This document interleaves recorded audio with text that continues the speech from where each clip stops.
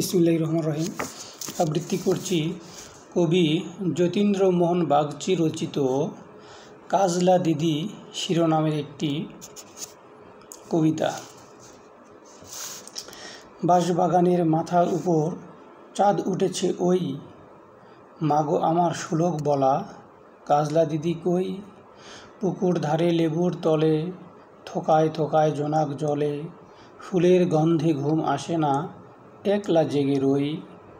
মাগো আমার কোলের কাছে কাজলা দিদি কই। সেদিন হতে কেন মা আর দিদিরে না ডাকো, দিদির কথায় আঁচল দিয়ে মুখটি কেন ঢাকো। খাবার খেতে আসি যখন দিদি বলে ডাকি তখন, ও ঘর থেকে কেন মা আর দিদি আসে না কো। আমি ডাকি তুমি কেন চুপটি করে থাকো। বলো মা দিদি কোথায় গেছে, আসবে আবার কবে।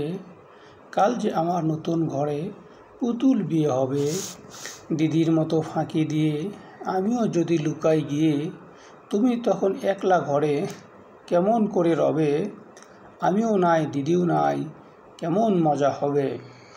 বই চাপাতে ভরে গেছে শিউলে গাছের তল, মারাসনি মা পুকুর থেকে আনবি যখন জল।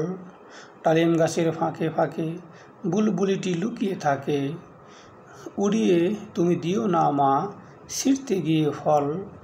দিদি এসে শুনবে যখন বলবে কি মা বল।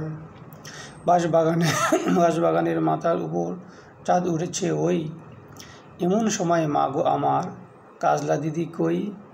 লেবুর ধারে পুকুর পাড়ে ঝিঝি ডাকে ঝোপে ঝাড়ে, ফুলের গন্ধে ঘুম আসে না তাই তো জেগে রই। রাত্রি হলো মাগো আমার কাজলা দিদি কই। ধন্যবাদ।